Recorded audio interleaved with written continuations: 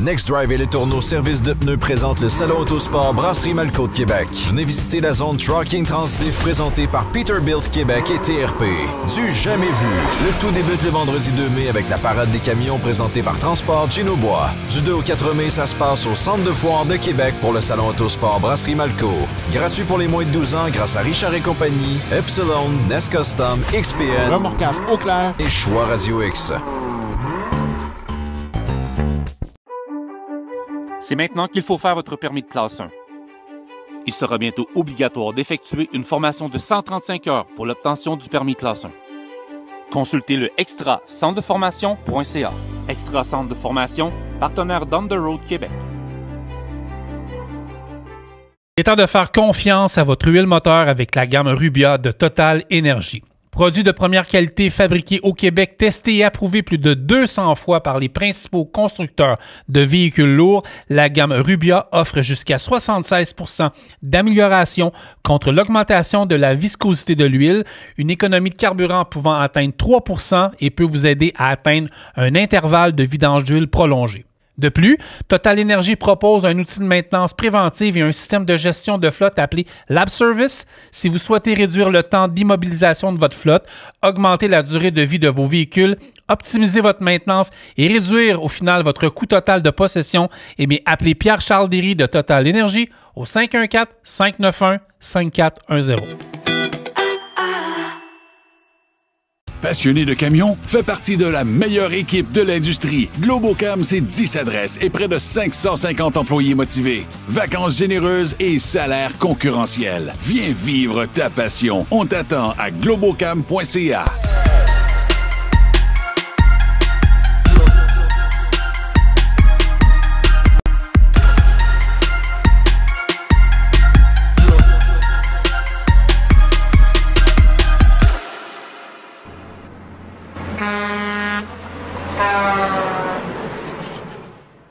Bienvenue tout le monde à On the Road de Québec et le podcast. J'espère que vous allez bien.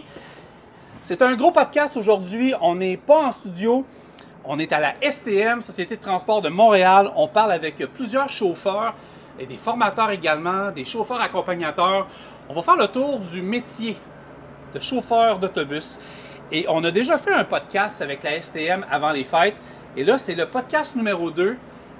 En autobus, à l'intérieur, à l'extérieur, et puis on a beaucoup de choses à vous dire. Pour moi, c'est un honneur de pouvoir être derrière le volant d'un autobus.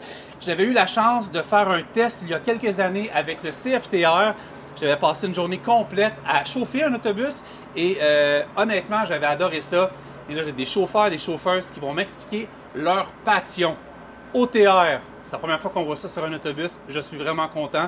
Bon podcast tout le monde. J'ai plusieurs entrevues aujourd'hui dans le cadre de notre podcast à la STM, puis on va commencer ça en force avec Marie-Ève Bédard, qui est chauffeur d'autobus à la STM. Marie, ça fait combien de temps que tu chauffes des autobus? Ça fait un peu plus que 6 ans que je suis à la STM. 6 ans. Tu aimais ça? Oui, vraiment. Moi, c'était mon rêve de petit cul de chauffer le 38004. En fait, le numéro que j'ai là. Les autobus ont beaucoup changé depuis 40 ans, mais quand j'avais 6-7 ans, c'était mon rêve, là, les autobus jaunes, les autobus de ville, tu sais, les vieux autobus à l'époque. Oui. Je sais qu'il y en a encore, j'ai déjà vu un, des vieux modèles. Là.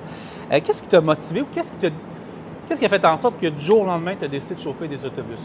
Bien, moi, j'ai travaillé 22 ans dans la restauration avec le public et je voulais conserver le rapport avec le public. Ouais. Puis, je l'ai trouvé dans le bus. Puis, en plus, dans mon autobus, quand je suis à la conduite, bien, j'ai pas de patron devant moi, en arrière de moi, qui me surveille. Je suis à l'extérieur. Oui, j'ai un horaire à respecter, mais ensuite de ça, je suis quand même libre. Service à la clientèle qui était le fun. Là. Ah, vraiment, vraiment. Ça, là, on peut en donner autant qu'on veut, il n'y a pas de problème. Fait que là, tu n'iras plus servir des assiettes, là, tu sers à la population. Oui, exactement. Fait que moi, je le vois dans les yeux des petits-enfants qui me voient arriver, puis que là, je baisse le bus, ça fait du bruit, mais mes personnes âgées, parce qu'on a une population vieillissante, oui, exact. Donc, ils ont besoin d'un peu plus de soutien dans leur déplacement. Puis quand j'agenouille le bus, les beaux merci que je reçois. Souvent la même clientèle, j'imagine? Souvent dans les mêmes lignes. Là, quand on fait une ligne jour après jour, on retrouve les mêmes visages, puis ils nous reconnaissent. Je me rappelle qu'il y avait un chauffeur d'autobus. Dans le temps, j'étais petit cul, c'était la 69. Je pense que c'était Henri Bourassa, ça fait longtemps. Là, OK? Et le chauffeur, il nous chantait les entrées puis les sorties d'autobus. Tu fais pas ça? Non. OK, parfait. Mais on a des souffleurs, par exemple. On a un bon souffleur ici à Frontenac, oui. Fait que tu as décidé de devenir chauffeur d'autobus, puis tu as vraiment trippé dès les premiers temps? Non, parce que c'est gros comme véhicule. Ouais. Là, on peut pas, c'est pas juste de tomber du vélo à l'auto. C'est quand même 40 pieds, puis il y a des 60 pieds, les articulés. Oui, Bon, donc c'est de se déplacer, mais la population est vraiment dense. Les vélos, les trottinettes, les autos, taxis, tout ça. Il faut apprendre à jongler. Les premiers mois étaient vraiment stressants. Puis là, aujourd'hui, je m'amuse. C'est toi qui te motive le plus dans ce métier-là? Vraiment, là, le feeling, c'est-tu vraiment de parler avec les gens, de revoir le même monde ou c'est vraiment un service qu'on rend à la population. Vraiment. C'est ça que pour la STM, c'est ça. Eux autres, ils veulent avoir de la sécurité et du service à la clientèle. C'est pour ça qu'on est engagé, puis on le vit bien aussi. Là. Je suis vraiment à ma place. Moi, ici, là, je suis vraiment heureuse. Est-ce que tu penses qu'il y a des défis spécifiques en tant que femme comme chauffeur d'autobus? À la conduite du véhicule lourd, il n'y a pas de spécification. Être un homme, une femme, il n'y a pas de différence. C'est le même travail pour tout le monde. C'est plus que c'était à l'époque un métier non traditionnel. Et puis encore aujourd'hui, tous les poids lourds sont vraiment reliés. La conduite de poids lourd est reliée aux hommes. Mais présentement, à la STM, on est 18 de femmes. C'est un très bon chiffre. Hey, c'est quasiment 1 sur 5, là. C'est beaucoup, là. Oui. C'est un beau... Puis sinon, le défi qu'il y aurait aussi à avoir, c'est de concilier travail-famille. Avec les horaires, quand on commence, c'est plus difficile. C'est un peu personnel, mais toi, tu as des défis familiaux aussi, je veux dire. Oui, on en a tous, à différents points. C'est l'âge des enfants, monoparental, tout ça. Les horaires, au début, ne sont pas faciles. Donc, il faut avoir un groupe d'aide alentour de nous pour nous aider. Est-ce que tu ferais le même parcours? Ça, mes enfants sont au secondaire. J'ai pas eu le défi de trouver des gardiennes, tout ça, mais j'ai quand même eu besoin d'un groupe alentour de moi. La gang, les amis, la famille. Oui, c'est ça. Marie-Ève, c'est quoi les compétences et les qualités qui sont requises pour être chauffeur d'autobus? C'est sûr que c'est la patience, la première des choses. Ça va être la patience puisqu'on vit avec beaucoup d'impondérables. Un auto, un vélo, la température, vraiment. Ça vient vraiment jouer. Puis ensuite de ça, on va avoir besoin d'empathie. Parce qu'il y a plusieurs types de personnel, de personnel de chauffeurs. La clientèle est différente. Puis il y a des lignes qui sont spécifiques où est-ce qu'on passe devant les RPA, c'est la population vieillissante, donc on va avoir besoin d'agenouiller plus souvent le bus. Je pense que tu es empathique. Je pense. Oui, je pense que oui, ça paraît. Qu'est-ce que tu aimes le plus dans le métier de chauffeur d'autobus? Moi, j'aime vraiment ma liberté que j'ai. Même si je suis à la conduite puis je suis au travail, je suis à l'extérieur, je vois beaucoup de choses et puis je suis indépendante aussi. Tu sais, je gère mon horaire, mais ensuite de ça, je suis libre, pour moi. Oui. Comment ta perspective en tant que femme a-t-elle influencé ton métier, chauffeur d'autobus? Bien, c'est sûr qu'en étant prévoyante, avenante, maternelle en quelque part. Maternelle aussi? Oui. Ah oui? Bien, ça fait que quand j'ai des bus écoles, quand j'ai des personnes plus âgées, tu sais, je suis capable de... Tu t'adaptes, hein? Exactement. De tourner dans ma situation personnelle. Et puis, je suis capable d'être un peu plus patiente dans tout ça. Là. Puis que les gens puissent se sentir à l'aise, puis prendre le temps. Ça va tellement vite. Malgré la pression, l'horaire, la température, quelqu'un qui te coupe, tu réussis à tout mettre ça ensemble? Oui, parce que c'est ça. Il faut mettre ça de côté. Ton métier. Oui, c'est ça. Il faut mettre ça de côté, se dissocier de ces platitudes-là. Là. Puis ça paraît dans ta conduite aussi, dans le sens dans ton service que tu donnes, service à la clientèle. Puis, oui, c'est tout plus doux, plus... quand on est stressé, là, on va freiner plus sec, tout ça. Mais là, c'est pas ça que je vis. Là. Je vis quelque chose de doux. Tu sais, sur notre podcast On the Road Québec, on en parlait tantôt, il y a des gens de tous les milieux qui nous écoutent, que ce soit des hommes, des femmes, des adolescents, des adolescentes, des gens retraités qui décident de faire une deuxième carrière, des gens qui décident tout simplement d'arrêter puis de faire autre chose. Oui. Il y a dans l'industrie du transport beaucoup de défis dans les dernières années. On veut beaucoup plus de femmes. Dans le transport, on veut atteindre un 10 % Ici, la STM, j'ai adoré les chiffres. On parle quasiment de 1 sur 5 qui est une femme. C'est quoi, dans le fond, est-ce que tu penses qu'il devrait y avoir de plus en plus de femmes qui devraient exercer ce métier-là? Oui, vraiment, parce que c'est pas un métier qui est contraignant par rapport à être une femme ou pas. C'est pas un métier traditionnel, on en a parlé plus tôt, mais tout le monde est bienvenu, puis il n'y a pas... c'est sûr que ça paraît bien impressionnant, là, au début, mais pour moi, quelque chose d'impressionnant, c'est d'être assis en arrière d'un bureau, puis de se promener sur Excel, puis Word, puis tout ça. Je suis perdue. Là, tu arrives dans ton jouet, là. Moi, j'appelle ça, excusez-moi, j'appelle ça...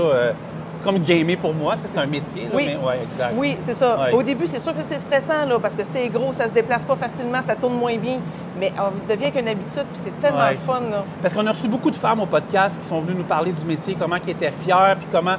Mais c'est vrai qu'il y a encore beaucoup de choses à faire, mais de t'entendre depuis tantôt nous parler du métier de cette manière-là, c'est sûr que ça devient intéressant pour une femme de faire le saut. Là. Vraiment. La preuve, ça fait 6 ans que tu es là, puis je suis persuadée qu'il y en a que ça fait aussi des années qui font ça. Là. Parfait. Oui, mais la première femme qui a commencé pour la STM a commencé à travailler en 1977. C'était notre première femme. Oui. Puis, après sa retraite? Oui. OK, parfait. Depuis, oui. Je la trouve bonne, sinon, oui. Okay. Très bonne. Ouais. Marie-Ève, as-tu des conseils à donner aux femmes qui aimeraient être chauffeuses d'autobus? Bien oui. Dans le fond, si vous aimez conduire, si vous êtes patiente, si vous êtes avenante, c'est tout fait pour vous. Il faut travailler vraiment la sécurité, mais ensuite de ça, là, le métier rentre comme ça. Comme ça. Facile. On part dans l'autobus après une bonne formation. Oui, belle grande formation. Comment tu arrives à concilier la vie professionnelle et la vie personnelle dans le métier de chauffeuse d'autobus? C'est sûr qu'au début, ça n'a pas été facile parce qu'on fait beaucoup d'amplitude. C'est des horaires, les premières journées, 12h30. On est parti au moins de la maison. Les premières semaines, premières années même, c'est pas beaucoup de fins de semaine de disponibles, de libres. C'est ça qu'il faut concilier. Donc, avoir un réseau, c'est une très bonne chose. La famille, les amis qui t'aident aussi. Oui, on a besoin d'aide, ça. Oui. On a fait un podcast dans les dernières semaines avec vos collègues de la STM. Il y avait des anecdotes. J'ai parlé avec plein de chauffeurs d'autobus dans les dernières années qui me racontaient des trucs. C'est toujours plaisant. J'ai un chauffeur, je ne le nommerai pas, mais je sais qu'il écoute notre podcast tout le temps. Il est pour la STM, ça fait des années. Il me raconte souvent des trucs. Donc, j'ai tout le temps des petits conseils ou des petites anecdotes en tête que je trouve savoureuses. Mais les camionneurs, ils en ont des milliers, des millions, mais on entend rarement en podcast des anecdotes de chauffeurs, chauffeuses d'autobus. Pas de quoi de drôle ou captivant ou touchant à nous raconter? Bien, moi, mon histoire est touchante parce que ça a mis début dans ma première année même. C'est un monsieur, John, qui embarquait toujours sur la 58 Wellington. Ce monsieur-là, de la difficulté à marcher, une certaine âge, il nous donnait toujours une petite épinglette d'un ange doré. Et puis tous les chauffeurs, tous les chauffeurs de la salle ont une petite épinglette dorée en ange de M. John. Puis on savait qu'il était malade. On a un petit bout de temps qu'on ne l'a pas vu. On se demandait qu'est-ce qui était arrivé. Puis quand on l'a revu, il était accompagné de sa fille pour de l'aide, mais il y avait toujours ces petites épinglettes. Et ce monsieur-là, il est magnifique. Il nous a reconnus. Oui, ben, il nous reconnaissait aussi. Ça, c'est magnifique. Une clientèle qui reconnaît les chauffeurs, c'est parce qu'on devait donner un bon service. Puis... Quand tu étais jeune, je sors un peu de la question, mais toi aussi, tu as été embarqué dans des autobus scolaires. On se rappelait de nos chauffeurs d'autobus aussi. Hein? Moi, j'ai des souvenirs dans mes chauffeurs d'autobus quand j'étais jeune. Gentil, ouvre la porte, le sourire. Ben, c'est un peu ça que je donne aujourd'hui. Marie-Ève, merci beaucoup d'être venue au podcast On the Road Québec. Je te souhaite encore des super belles années. Puis j'espère qu'à un moment donné, on va refaire l'expérience. On va avoir d'autres questions. Puis s'il y a d'autres femmes qui veulent vouloir faire ce métier-là, Marie en est la preuve. C'est un métier qui est fascinant. Le CFTR m'ont donné la chance de chauffer un autobus. C'est spécial, c'est le fun. Vous êtes tanné de faire des rides en camion, bien, vous avez écouté Marie-Ève, nos autres invités. Essayez ça. Merci, Marie. Ça fait plaisir. Génial. Salut.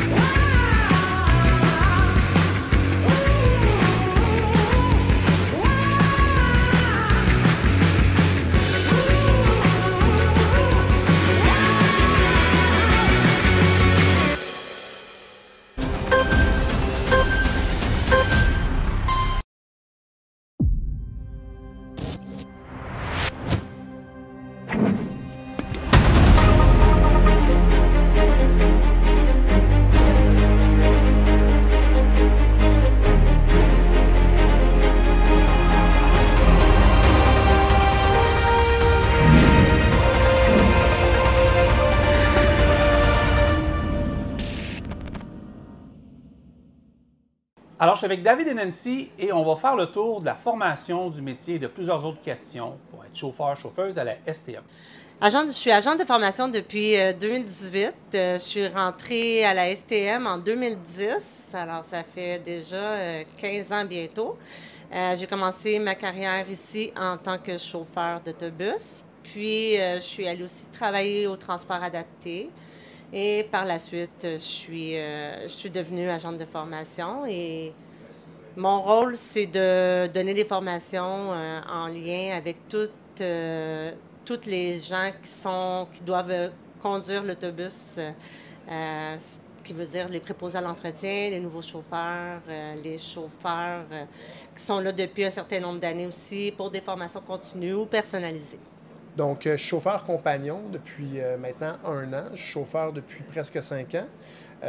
Avant, j'étais en restauration, puis j'ai eu un changement de carrière 360 degrés, si je peux dire.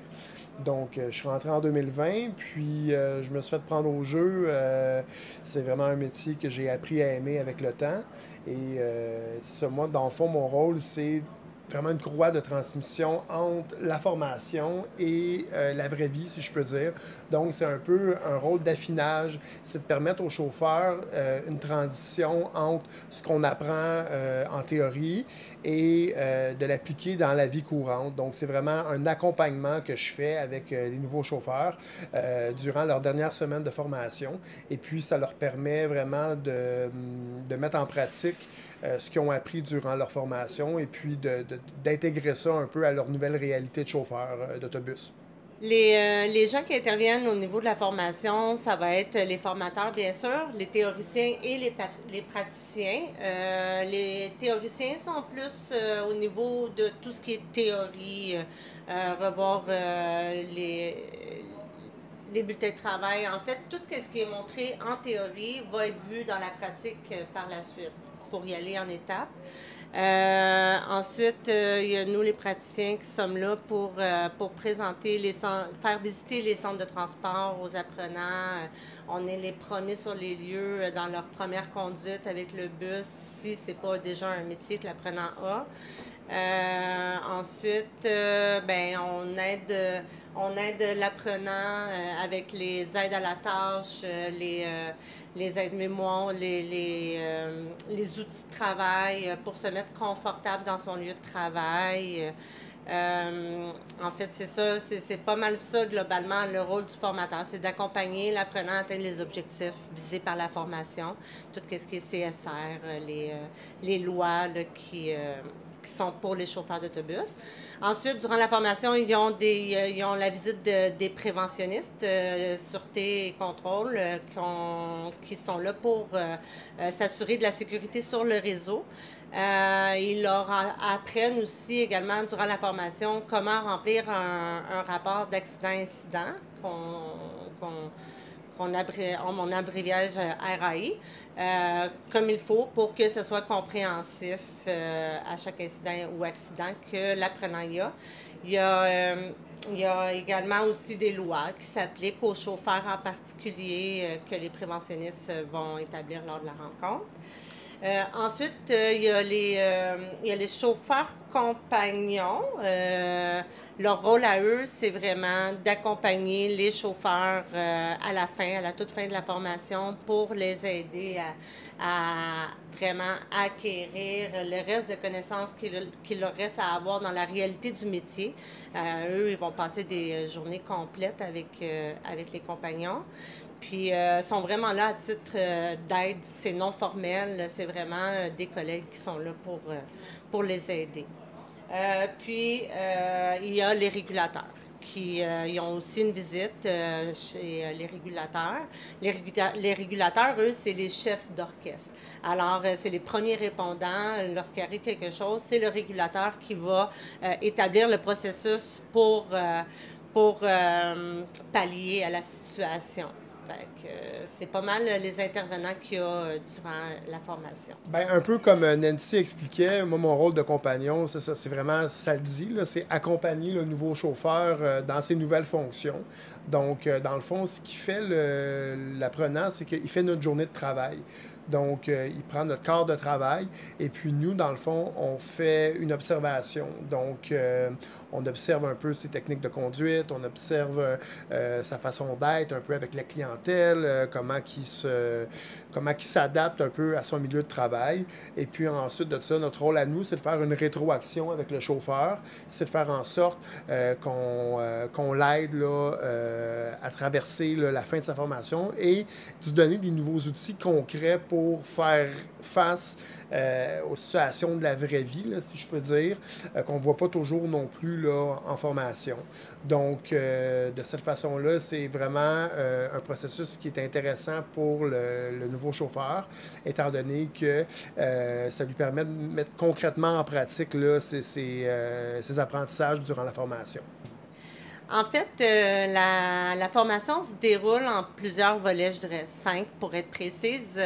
Il y a une partie théorique en premier lieu pour mettre la table avec les apprenants, disons-le comme ça.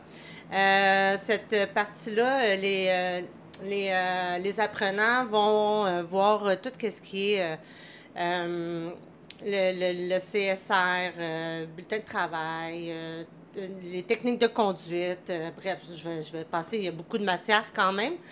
Ensuite, après ce volet-là qui est la théorie, ils viennent avec les praticiens dans un bus, dans leur centre de transport qui leur a été attribué selon leur choix. Ils font des choix par préférence au début de la formation.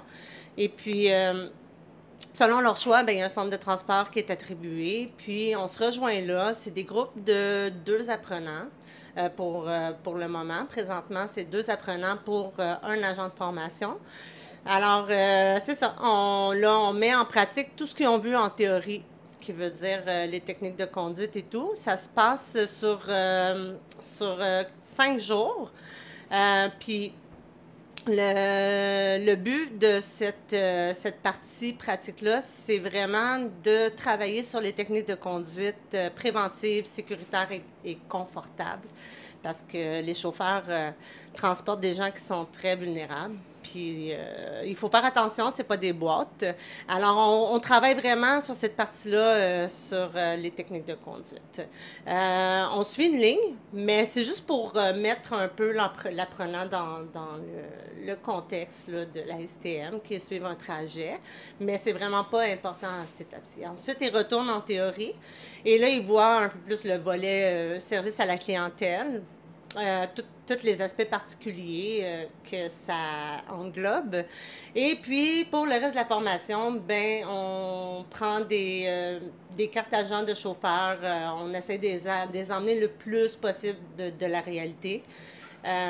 Puis, on s'en va faire du service client. Alors, on voit plein de choses. On se familiarise avec les aides à la tâche, les outils, tout ce qui est la mise en service. La mise en service, pour ceux qui ne connaissent pas ça, c'est vraiment une vérification qui est faite du bus avant le départ, avant le service à la clientèle. C'est obligatoire. Alors, c'est important de bien la maîtriser. Puis, c'est pas mal le déroulement. Ensuite, lorsque c'est terminé, pour le moment, la formation dure 24 jours. Lorsque les apprenants ont terminé avec nous, ils s'en vont en compagnonnage pour vraiment aller faire des journées complètes avec le compagnon. Alors là, ils sont plus 2 pendant la journée. Ils se retrouvent à être seuls puis à vivre la réalité du chauffeur. Puis ensuite, c'est fini avec nous. Ils réussissent la formation puis ils ont leur période d'essai. Bien, en fait, je pense qu'au début, au début de ta carrière, il y en a beaucoup, là, que ce soit l'adaptation à ton nouvel environnement de travail, mais les nouvelles réalités aussi en tant que chauffeur STM, de chauffeur de bus urbain. Entre autres, nous, on a une réalité, quand on commence, la plupart des chauffeurs maintenant, on a un statut qui s'appelle réserve réseau. Donc, c'est un chauffeur qui est amené à travailler dans tous les centres de transport de la STM. Donc, il est attaché à un centre de transport, mais selon la demande, il peut être amené à aller travailler à Ville-Saint-Laurent, Anjou, à Mont-Royal ou à La Salle, par exemple. Donc, le chauffeur ne connaît pas nécessairement les routes, ne connaît pas nécessairement le centre de transport. Donc, c'est un stress important quand on commence parce qu'on n'a pas nécessairement toute comment dire, on n'a pas tout nécessairement la connaissance là, de tous les routes et des secteurs. Donc, c'est très stressant. Donc, je pense que cette réalité-là, c'est une réalité qui est relativement difficile, mais qui n'est pas impossible à surmonter. Moi, pour l'avoir vécu, c'est quand même quelque chose que j'ai pris du bon côté, étant donné que ça m'a apporté beaucoup d'outils par la suite pour être, selon moi, un meilleur chauffeur. Donc, j'ai rapidement appris à gérer mon stress et ça m'a amené aussi à avoir une préparation qui était infaillible. Comme Nancy l'a dit tantôt, on a des outils de navigation, en exemple eBus, qui est un ordinateur de transport, un peu comme un GPS. Et puis, souvent, les nouveaux chauffeurs, puis même moi à l'époque, on avait tendance à se fier beaucoup à ça, mais c'est pas infaillible. Des fois, ça peut nous jouer les petits tours. Donc, pour les nouveaux chauffeurs, un des défis importants, c'est la préparation. Donc, connaître ses routes, connaître ses points de relève. Un point de relève, c'est où on prend un autobus. On peut commencer une journée avec un autobus qui est déjà sur la route. Donc, on ne prend pas toujours un autobus qui est au centre de transport. Donc, on peut être amené à un centre de transport qu'on ne connaît pas, avec des points de relève qu'on ne connaît pas. Donc, au début, tout ça, ça peut être assez intimidant, ça peut être stressant, mais avec une bonne préparation et puis une certaine résilience, là, ça se fait relativement bien. Quoique je ne cache pas la réalité que c'est difficile et stressant au début, mais avec le temps, on s'habitue, puis on finit par connaître les centres de transport, on finit par connaître les lignes. Donc, c'est quand même quelque chose qui se fait bien, mais pas comment je pourrais dire, sans défi ou sans conséquences. Là. Ben, moi, dans le fond, je viens d'un milieu qui n'était pas du tout le transport avant, donc c'est pas quelque chose que je connaissais. Puis, une des choses auxquelles j'ai été confronté au début, c'était pas la clientèle, mais qu'on vit dans un environnement où il y a des clientèles vulnérables auxquelles auparavant, je n'étais pas confronté. Donc, moi, ça a quand même été un défi au début, être confronté aux clientèles vulnérables. C'est quelque chose auquel j'ai dû m'adapter. Et puis, c'est quelque chose que je considérais, pas que je considérais pas, mais que j'envisageais pas d'une certaine façon au début. Et à travers les 5 dernières années, j'ai appris à travailler et à connaître cette clientèle-là. Alors, au début, moi, je pensais que, bon, un autobus, la plupart des gens, c'était des travailleurs ou des gens qui étaient des étudiants. Mais je me rendais compte au fur et à mesure que mon métier rentrait, on avait toutes les strates de la société. Hein? Donc, ça, c'est quelque chose que c'est un défi, moi, personnellement, pour lequel j'ai été confronté, auquel je ne m'attendais pas. Moi, je dirais que les défis sont pas les mêmes pour tout le monde. Ça dépend toujours de l'expérience de travail, parce qu'on va se dire, les gens qui arrivent à la STM, c'est un second métier souvent, des fois c'est un troisième métier. Ils ont de l'expérience antécédente. Alors, le défi, je dirais, pour quelqu'un qui conduit déjà des véhicules lourds, ça va être tout ce qui est l'apprentissage, de savoir lire une carte agent. La carte agent, c'est vraiment la journée du chauffeur dans les premiers temps. C'est un peu compliqué pour eux, parfois, de comprendre comment ça fonctionne. Autre défi pour quelqu'un qui a déjà de l'expérience dans un véhicule de conduite lourde, c'est de s'adapter aux règles, aux techniques de conduite selon les normes STM. On est vraiment beaucoup dans la prévention. Alors, un balayage accru, un balayage qui consiste à développer une vision 360. Il y en a qui l'ont inné, ça vient tout seul. D'autres, il faut le travailler un peu plus. Ça, c'est un des défis, vraiment, là, de savoir autant qu'est-ce qui se passe derrière le bus que devant. Parce que avec les piétons qui nous courent après pour rattraper l'autobus, ça, c'est des fois, on les voit pas, là. Ils arrivent de derrière, ils arrivent dans l'angle mort. Alors, c'est super important là, d'être vigilant là, à ce niveau-là. Quelqu'un qui a juste conduit des camions, qui a fait de la livraison, il n'y a pas personne qui court après eux. C'est ça la différence quand on conduit un bus à la STM. Un autre défi, ce serait de ne pas s'en faire avec le temps, parce qu'il y a mille et une raisons d'être en retard sur la route. Il y a les intempéries, le climat, il y a des accidents. Un autre défi, je dirais, c'est vraiment la gestion du stress. c'est important parce qu'il n'y a rien de pire que de stresser pour être dans l'apprentissage. Quand on arrive dans un nouvel emploi, tout est nouveau.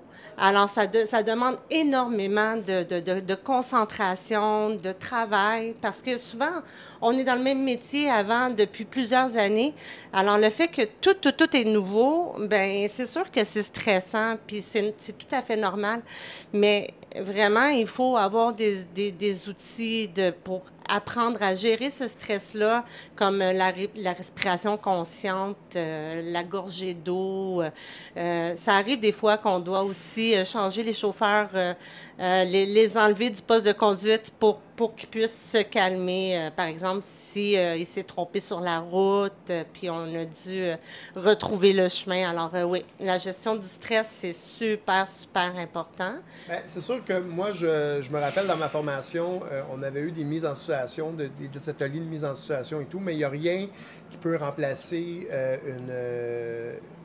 une vraie journée de travail pour comprendre comment une journée de chauffeur d'autobus urbain peut être stressant et oui, stressante, là. C'est pas mal ça. Donc, souvent, on le voit avec les nouveaux chauffeurs, quand ils prennent notre place, les voir confrontés à une multitude de situations, que ce soit les vélos, les trottinettes électriques, c'est des nouvelles situations auxquelles, des fois, on peut pas imaginer à quel point ça peut être challengeant sur la route ou des problèmes de santé mentale de la clientèle. Ça, j'en parle parce que nous, on est quand même dans un garage qui fait beaucoup de lignes au centre-ville. C'est une réalité de notre métier, qu'on le veuille ou non. Et des fois, de voir le nouveau chauffeur être confronté à certaines situations, c'est challengeant. Donc, nous, on est vraiment là pour les accompagner là-dedans, leur donner des conseils, quoi faire, surtout ne quoi pas faire et ne quoi pas dire. Donc, souvent, le silence est un bon outil du chauffeur. Et c'est ça, donc, le rôle du compagnon là-dedans, je pense que ça prend son sens parce que ça permet vraiment d'accompagner le nouveau chauffeur dans les défis auxquels il va confronter, auxquels il ne s'attendait pas nécessairement. Ça peut être, c'est ça, la clientèle difficile, ça peut être des détours impromptus qu'on ne s'attendait pas, ça peut être des situations sur la route, des accidents. Donc, il y a tellement de choses qui peuvent arriver dans une journée de travail. Donc, en formation, en théorie, je ne pense pas qu'on pourrait tout voir, mais je pense que le rôle du compagnonnage, ça sert vraiment à ça, là. Et puis ensuite de ça, le chauffeur va faire son chemin à travers sa carrière, puis il va grandir des expériences qu'il va vivre à tous les jours, là. En fait, en formation, les outils qu'on donne, c'est beaucoup dans la prévention. Prévenir, on veut beaucoup prévenir. Alors, c'est là où la raison pour pas être dans une situation, tu sais, qui devient difficile, on va être, comme on dit, dans la conduite préventive, garder nos distances, anticiper les feux de circulation, faire des anglements. Fait que ça, c'est pour éviter certaines situations difficiles à la conduite. Si on parle, comme David a dit, si on parle de la santé mentale, ben là... Écoute, premièrement, on ne peut pas porter de jugement chez les gens. Tu sais, on explique d'être factuel toujours avec la clientèle. Puis, ben, on ne peut pas empêcher non plus les gens d'être en colère. Tu sais, si quelqu'un attend dehors depuis 40 minutes, il fait moins 40 dehors, mais là, c'est sûr que peut-être que la personne, elle va être fâchée, là, s'il manquait un bus, puis ils ne connaissent pas le métier de chauffeur. Alors, c'est là où, tu sais, on essaye de sensibiliser le chauffeur à développer une certaine empathie envers la clientèle, puis juste des fois de dire, tu sais, David il dit garder le silence, mais aussi de dire je vous comprends. Souvent les gens veulent juste être entendus avec la colère qu'ils vivent, puis la situation qu'ils viennent de vivre, que nous, on conduit l'autobus, on fait bien, les chauffeurs font leur possible, mais tu sais, des fois, la clientèle ne peut pas savoir les intempéries et tout. Fait qu'on est beaucoup dans la prévention, je dirais, des trucs, là, de la gestion du stress, comme je disais tantôt, puis respirer, prendre une gorgée d'eau. Le défi pour réussir la formation, ben ça dépend encore pour qui. Il y en a à qui ça va demander énormément d'investissement de temps. Pour apprendre toutes les aides à la tâche, pour se familiariser avec la mise en service.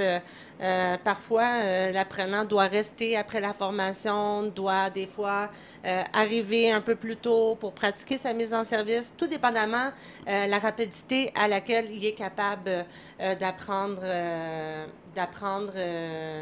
la matière qu'on lui enseigne.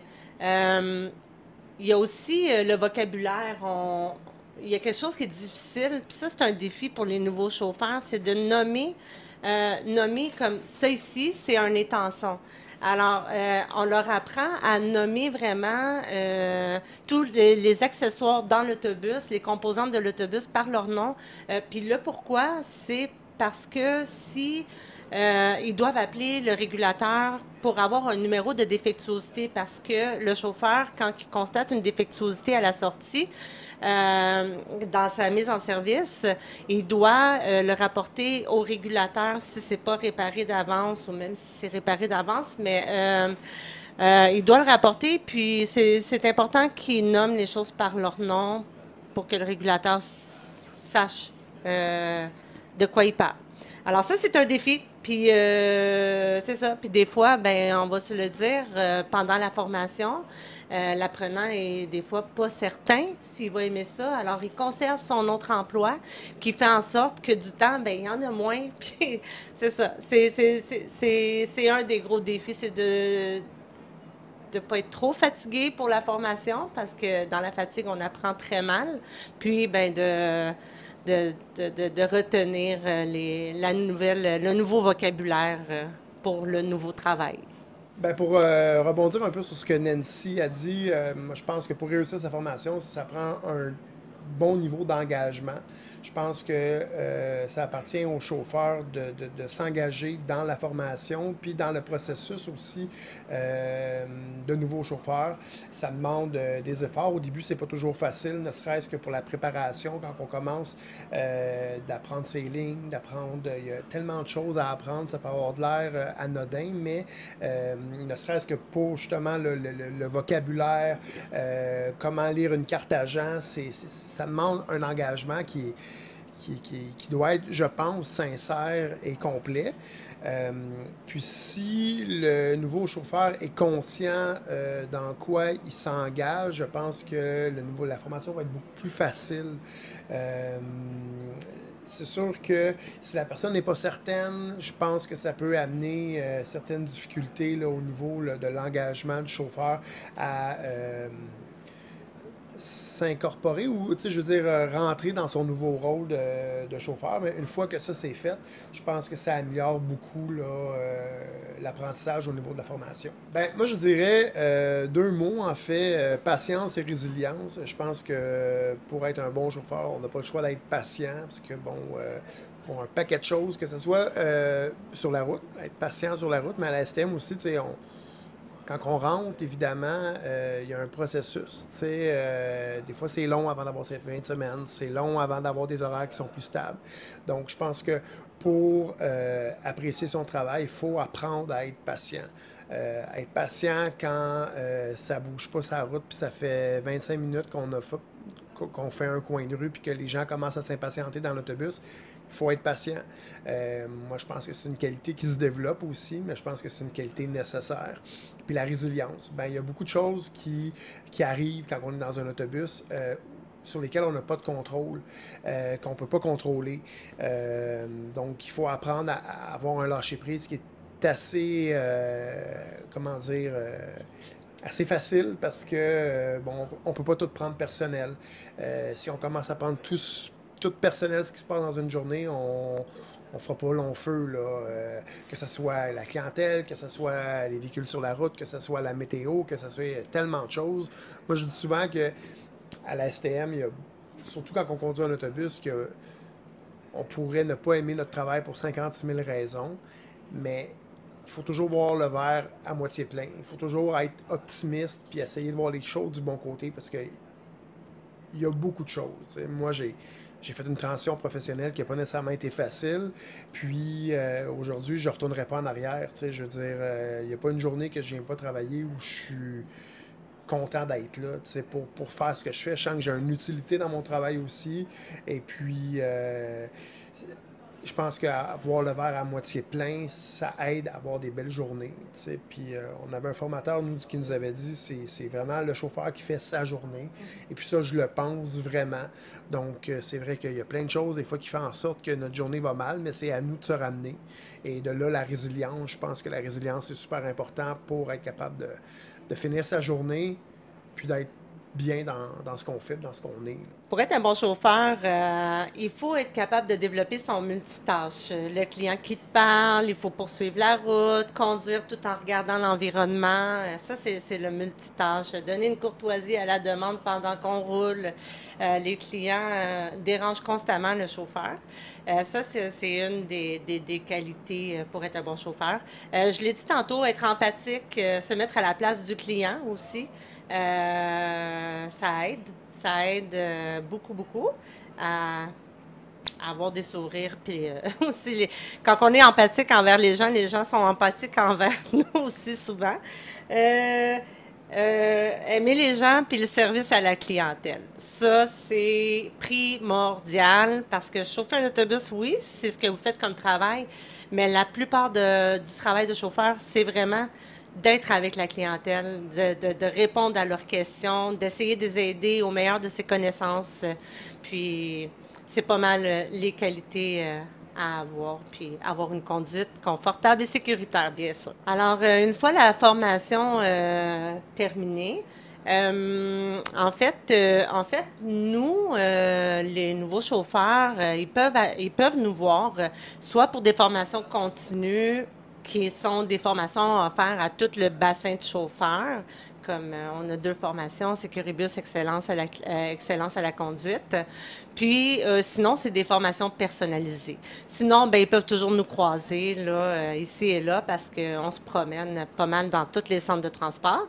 Par la suite, c'est ça, ils ne sont pas laissés à eux-mêmes. Il y a toujours les chefs d'opération qui sont là pour les appuyer, pour tout questionnement qu'il y aurait. Passe à plusieurs situations, n'importe quoi en fait qui se passe sur le réseau. Puis il y a toujours les chauffeurs compagnons aussi qui sont là d'appui dans les salles de chauffeurs. Souvent ils se croisent ou les collègues tout simplement poser la question puis mais ils sont jamais laissés à eux seuls. Moi, j'irais chercher des sources d'informations. J'irais demander à pas 1, mais 2 ou 3 chauffeurs, parce que c'est pas tout le monde qui a la même vision non plus de ce métier-là. Puis un conseil aussi que je dirais à un nouveau chauffeur qui veut rentrer à la STM, c'est d'être conscient de ce qu'il attend, puis de s'assurer d'avoir un contexte de vie qui le permet. Parce qu'au début, les horaires sont variables, sont souvent, sont souvent étalés sur une journée de travail qui est longue, donc on appelle ça de l'amplitude. Donc c'est sûr, quand on a une vie de famille, ça peut amener des questionnements à l'intérieur du couple. Donc je pense que c'est important de bien savoir dans quoi qu'on s'embarque là, avant de s'engager. Puis une fois qu'on décide de s'engager, c'est d'y aller, comme je disais un petit peu plus tôt, c'est de s'engager, c'est de dire OK, on y va. On sait que pour les premières années, il va y avoir des sacrifices à faire. Ça fait partie ça fait partie du deal, si je peux dire. Mais après ça, il y a beaucoup d'avantages qui viennent se rattacher à ça, puis qui éventuellement nous amènent à une qualité de vie qui est très bonne et très, très enviable, si je peux dire. Là. Donc, c'est ça. Je dirais d'aller chercher de l'information, de savoir dans quoi s'embarquer. Puis après ça, si on s'engage, c'est de mettre du sien dans la formation, puis dans son travail au début, là, surtout, puis à tous les jours d'ailleurs. Comme dit David, c'est ça, de se préparer, bien se préparer à aller observer un chauffeur, payer un 3,75, embarquer dans un autobus, observer vraiment le travail du chauffeur, mais pas point de vue client, point de vue, genre, c'est moi qui est au siège, c'est moi qui conduis, c'est moi qui interagis avec la clientèle. Allez l'observer, posez-lui des questions. Même, il y a beaucoup de chauffeurs qui adorent ça, jaser pendant leur trajet. Fait que, il y en a beaucoup qui vont se faire un plaisir de vous informer sur le travail. Aussi d'avoir une... si vous envisagez de devenir chauffeur, bien, assurez-vous d'avoir un minimum de la connaissance de la ville. Tu sais, quand on connaît son secteur, c'est sûr que c'est moins difficile pour réussir le processus de formation et tout. On est moins stressé quand on sait où est-ce qu'on s'en va. Alors, ce serait les deux... mais j'en aurais une troisième, ce serait comme, est-ce que tu aimes les gens? Est-ce que tu aimes ça, le service à la clientèle? Parce que si tu me dis oui, ben viens-t'en à la STM, mais si tu me dis non, je sais pas, je me poserai quelques questions parce que tu passes ta journée à interagir avec la clientèle. Alors ça, c'est vraiment un bon atout. Chaque mardi soir de 22h à 23h, branchez-vous sur le FM 103.3, la radio allumée, et embarquez avec nous pour une heure 100% dédiée au camionnage. Carl Beaulieu et moi-même, Francis Tremblay, vous plongeons au cœur de l'industrie avec des analyses percutantes, des invités de marque et des discussions sans détour sur les enjeux du transport. Actualité, tendances, défis, on en parle avec ceux qui font rouler le Québec. On the Road Québec, le show des camionneurs, chaque mardi 22h au FM 103.3. Soyez au poste et restez sur la route avec nous.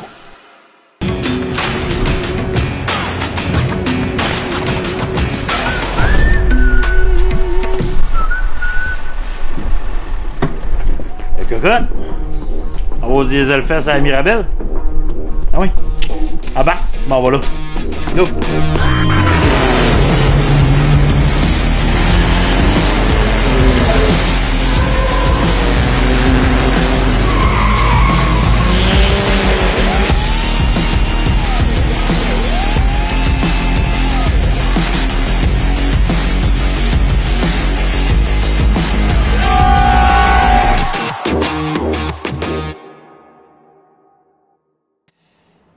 Carl, décris-moi une journée de travail du début à la fin à la STM.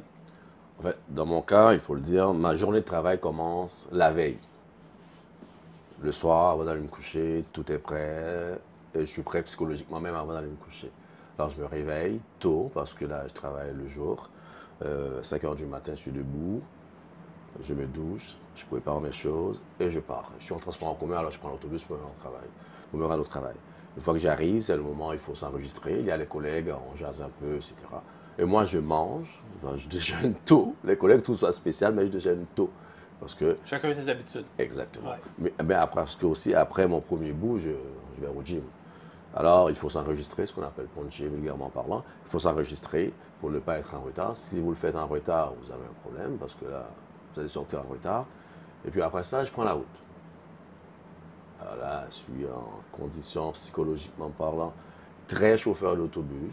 Je sais que je suis sur la route et je vais transporter du monde. Et puis, il y a des gens qui vont traverser à gauche, à droite, etc. Puis, je fais la journée. Actuellement, l'affectation que j'ai, je termine vers 8 h. Je vais au gym et je reprends vers 11h52. Et c'est la même chose. Une fois que je termine mon gym, psychologiquement parlant, je serai devenu un chauffeur d'autobus qui va conduire du monde d'un point A à un point B. Je trouve ça important ce que tu dis, puis même très motivant parce que tu as vraiment une discipline au travail. Hein? Il le faut. Ouais. Et surtout quand tu es chauffeur d'autobus. Si tu ne donnes pas de discipline, à un moment donné, ça ne marchera pas. La journée de travail, c'est en fait ça. Ça commence pour moi la veille, je fais mon quart de travail, je vais au gym, je retourne sur le bus. Quand je termine, je rentre chez moi. Qu'est-ce que tu aimes le plus de ton travail de chauffeur d'autobus? C'est quoi qui te motive le plus à tous les jours? En fait, ça c'est deux questions. Oui. En fait, j'ai une réponse pour les deux questions. Après ça, je vais peut-être élaborer un peu. Ben, j'ai l'impression, en tant que chauffeur d'autobus, de participer dans quelque chose qui est plus grand que moi. Parce que le transport en commun, pour moi, c'est beaucoup de choses. Ben, sans être un environnementaliste grisé qui pense qu'on doit arrêter de vivre pour sauver la planète, je pense qu'il est important de dire un autobus, c'est 50 voitures de moins sur la route. Pour l'environnement, c'est quand même bien. C'est beaucoup. Mais de l'autre côté, il y a, si ma mémoire est bonne, 1 115 000 personnes qui utilisent le transport en commun tous les jours. Les gens vont travailler, ils vont aller chercher leurs enfants à l'école, ils se rencontrent, ils vont faire plein de choses. Alors, c'est extrêmement important. Et quand on sait aussi, chaque dollar investi dans le transport en commun génère 3 $ de plus dans la communauté. Et même pour moi, j'ai parti dans quelque chose de gros pour le Québec, en fait. Ça, c'est comme ça que je le vois en tant que Québécois. Et ça me permet d'aimer davantage ce que je fais, au-delà du salaire, etc. Tout ça, il ne faut pas non plus l'ignorer, parce que c'est un emploi stable, alors qui me permet de planifier ma vie, ne serait-ce financièrement parlant. Mais de l'autre côté, tout ce que ça apporte à la communauté au niveau sociétal, et moi, en tant que chauffeur d'autobus, pour moi, c'est très valorisant. Alors, j'apprécie de plus en plus ce que je fais et c'est ce qui me dérange aussi quand je vois comment les autorités ou encore les politiciens, pourquoi ils refusent d'investir là-dedans. Je ne comprends pas, pourtant, c'est extrêmement important. C'est l'une des raisons. En fait, c'est tout ça qui fait en sorte que j'adore ce que je fais et je me sens bien en tant que chauffeur d'autobus. Tu sais, Michel-Ange, être chauffeur d'autobus, ça demande aussi de faire du service à la clientèle parce qu'on interagit avec les clients. Pour toi, c'est quoi les atouts qu'un chauffeur doit avoir pour être un bon hors-pair dans le service à la clientèle? Bon, je pense que tout le monde qui travaille en service à la clientèle va dire carrément c'est pas facile. Il y a des moments où c'est plus facile que d'autres, mais c'est extrêmement difficile. On ne peut pas plaire à tout le monde. Mais dans mon travail, ça prend beaucoup de patience. Et si j'annexe à tout ça ce que j'ai expliqué plus tôt par rapport à ce qui me fait aimer encore plus mon travail, ça c'est toujours dans ma tête. Je fais quelque chose de grand et de gros. Dans mon cas, je pense que ça prend une dose énorme de stoïcisme pour pouvoir fonctionner. Parce que si tu prends les choses de façon personnelle tout le temps, à un moment donné, tu vas tomber malade. Terminé. Alors, les gens qui me traitent de tous les noms, qui pensent ce qu'ils veulent, ça me passe par-dessus la tête et je fais mon travail. Je dois me concentrer sur ce que je fais. Et je transporte du monde. Et puis, il y a des enfants qui traversent la route, il y a des automobilistes qui me coupent. Alors, la patience et puis la concentration, ce que les gens disent, je m'en balance. Par exemple, quelqu'un qui a une question à faire à la route et une direction X, je vais prendre le temps d'écouter. Mais la personne qui va me traiter de je ne sais quoi, qui va m'injurier, ce qui dépend de moi, c'est peut-être d'esquiver le mal ou encore c'est de réagir, ça dépend de comment. Mais je fais en sorte toujours de ne pas avoir de problème avec la clientèle. C'est pas facile parce qu'on ne cherche pas le problème. Cependant, il y a des gens qui sont saouls, qui sont mal, il y a des gens qui ont leurs propres problèmes. Et la seule façon qu'ils trouvent de déverser ça, c'est sur le chauffeur d'autobus. Ou sur la personne qui travaille en service à la clientèle, que ce soit la personne qui travaille dans son bureau. Restaurant, magasin, alors, téléphone. Je suis là pour répondre à leurs questions, à les aider le mieux que je peux. Et je suis aussi prêt et disposé à... Concentré. Exactement. Exact. C'est un peu comme ça, nous autres, les chauffeurs d'autobus et les chauffeurs de camion, on se couper. Tout le temps. Et puis, il faut vivre avec ça. Puis on n'oublie jamais qu'on est comme le grand frère, la grande sœur sur la route. C'est nous qui avons le contrôle du plus gros véhicule. Donc, on n'a pas le choix de garder, de rester focus par rapport à ça.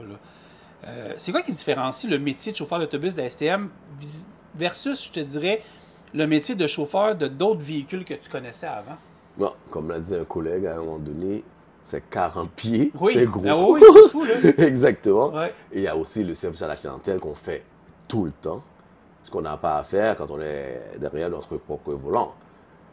Ben, après ça, le reste, par exemple, au niveau de la sécurité, c'est la même chose. On est sur la route, il faut se protéger et protéger les autres. Mais les 40 pieds, les gens qui montent... ça fait toute une différence. Alors, c'est plus tranquille d'être derrière son propre volant, mais c'est aussi agréable de conduire l'autobus, alors pour moi. Au niveau des premières expériences de chauffeur, est-ce que tu peux me dire comment tu as fait ton apprentissage dans le métier? Alors, est-ce que tu parles à l'intérieur de la STM ou... Oui. En fait, ça commence par une formation interne. Oui, on en a parlé, mais c'est intéressant. Là, intéressant et stressant aussi. Oui, parce que sûr. Si tu ne réussis pas la formation, on ne te prend pas. Hein? C'est là qu'on te dit si tu... Ça me rassure.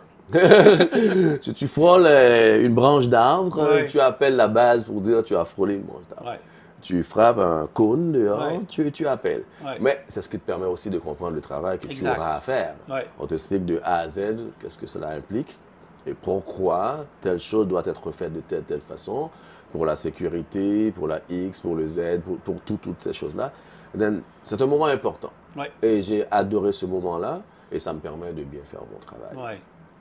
Mais après la formation, c'est pas fini parce que pendant les 6 premiers mois, il y a ce qu'on appelle les CO mystères. Alors, c'est comme si tu étais toujours en formation. Oui.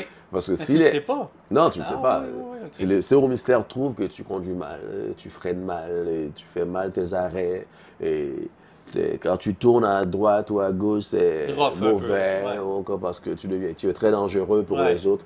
Tu risques de ne pas avoir l'emploi non plus. Parce que si les 3 CO mystères trouvent que tu es pourri, je m'excuse pour l'expression, tu n'es pas bon, alors on ne te prendra pas. Moi, ça me rassure d'entendre ce que tu me dis parce qu'on s'attend puis on le voit que les hommes et les femmes derrière le volant d'un autobus soient, pas dire le mot parfait, mais on parle conscient d'eux.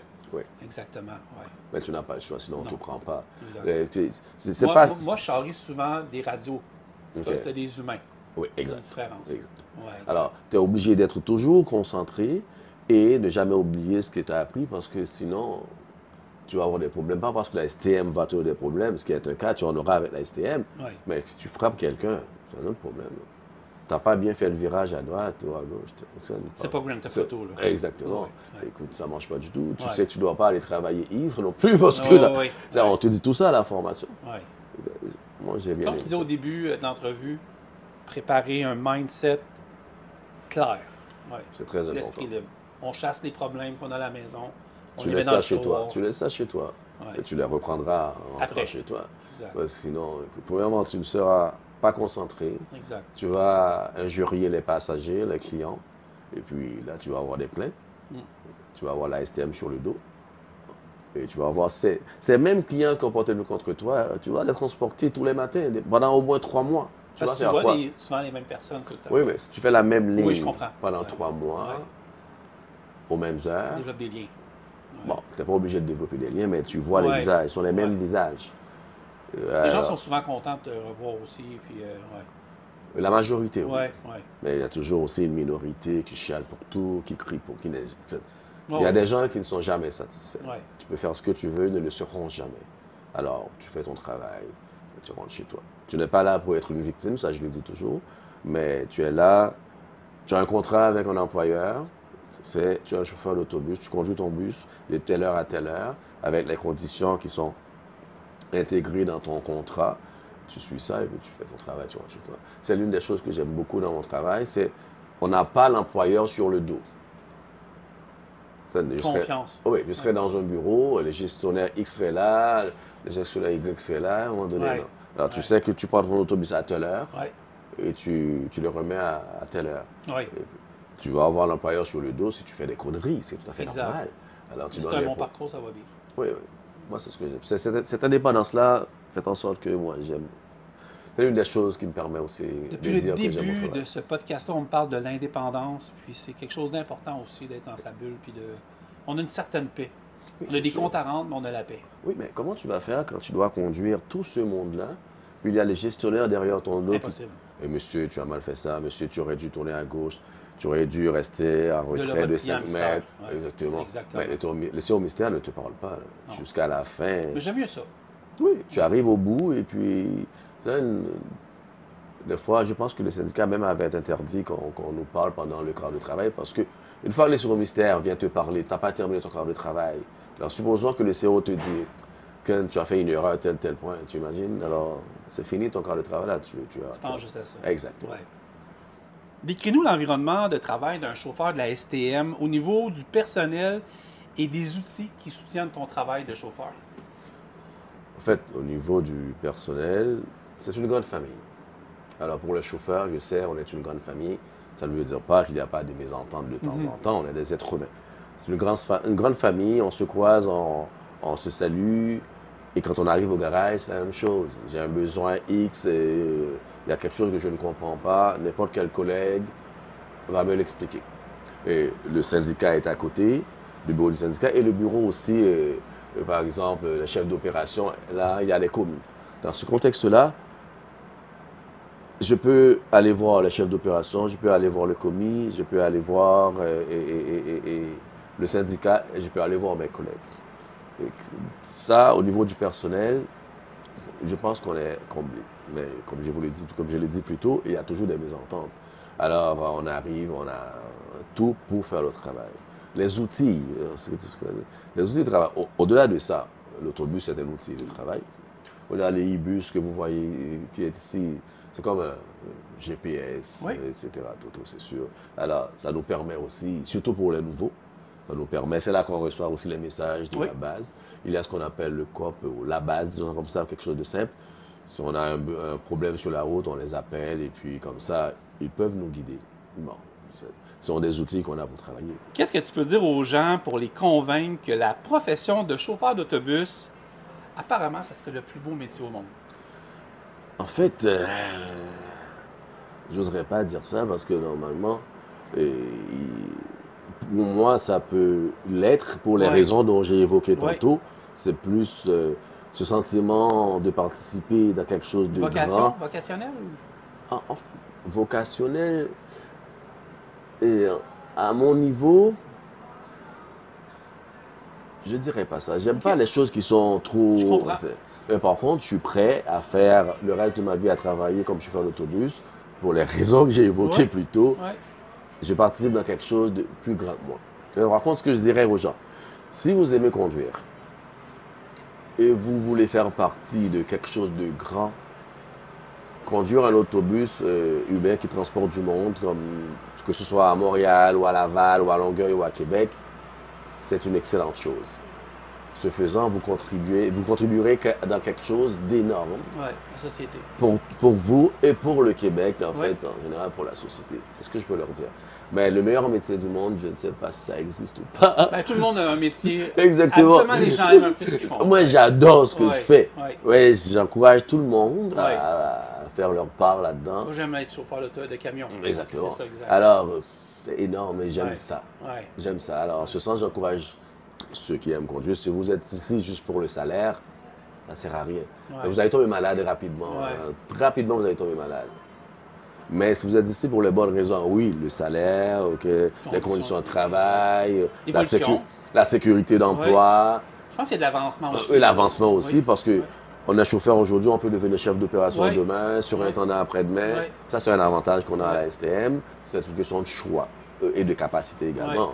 Si tu n'as pas de la capacité intellectuelle pour y aller, vas-y pas. C'est tout à fait normal.